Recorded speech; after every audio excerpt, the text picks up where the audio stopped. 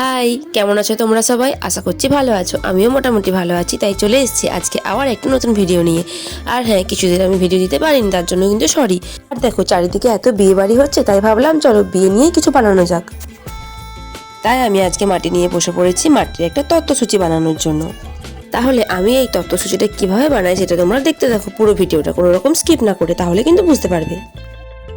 এটা বানানো কিন্তু খুবই সহজ। প্রথমেই আমি কিছুটা মাটি নিয়ে বেলনার সাহায্যে বেলে নিয়েছিলাম। তারপরে আমি দেখো কুলোর আকারে কেটে নিয়েছি, তার কারণ আমি একটা কুলো বানাবো মাটি দিয়ে। কুলো দিয়ে আমি তত্ত্বসূচি বানাবো। কুলোর উপরে যে সমস্ত জিনিসগুলো থাকে সেগুলো কিন্তু মাটি দিয়েই বানিয়ে নেব। আর এখানে দেখো মাটির রিং তৈরি করে চারধারে কিন্তু ভালোভাবে অ্যাটাচ করে নিয়েছিলাম। এরপরে এটা আমি হাতে করে ভালো করে মসৃণ করে নিচ্ছি।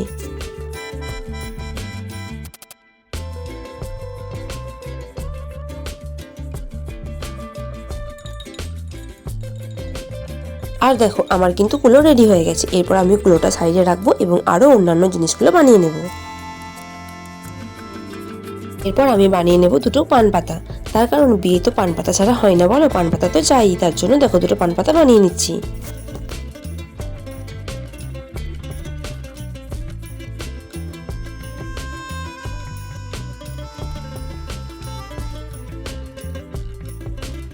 এরপর এই পান পাতাগুলো ভালো করে মসৃণ করে নেব এবং ডান্ডি বানিয়ে ভালোভাবে অ্যাটাচ করে দেব।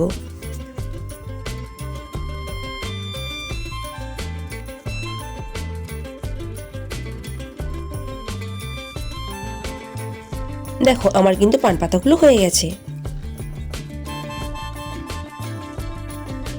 এরপরে আমি যেই স্বস্তিক চিহ্নটা থাকে সেটা আমি মাটি দিয়ে বানিয়ে নেব। এরপর বানিয়ে নেব দুটো শাখা ও পলা।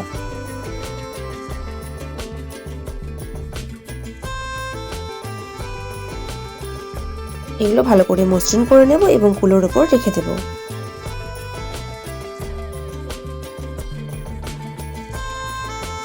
এরপর বানিয়ে নেব একটা মাটির গাছ কৌটো। তার জন্য দেখো কিছুটা মাটি নিয়ে গাছ কৌটোর আকারে কেটে কেটে একটার পর একটা ভালোভাবে অ্যাটাচ করে দেব। এরপর আমি বানিয়ে দেব কয়েকটা কড়ি।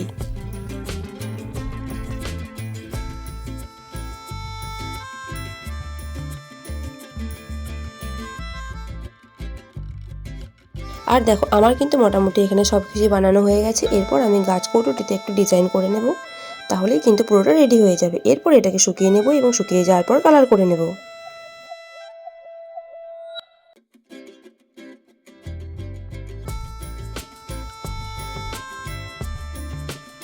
আর দেখো একদিন রাখার পর কিন্তু আমার এই তত্ত্বসূচিটা খুব ভালোভাবে শুকিয়ে গেছে। এরপর আমি এটিতে কালার করার জন্য প্রথমে এই পুরোটিতে আমি প্রাইমার কালারটি করে নেব।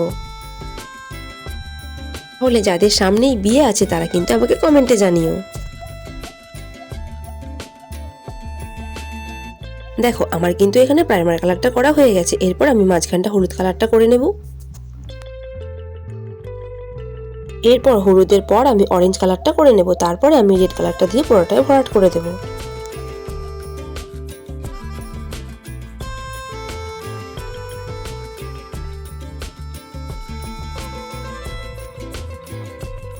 বাকি জিনিসগুলিতেও আমি একে একে কালার করে নেব। যেমন স্বস্তির চিহ্নতে আমি লাল কালারটা করে নেব এবং গাছ কৌটোটিতে আমি লাল কালার করব।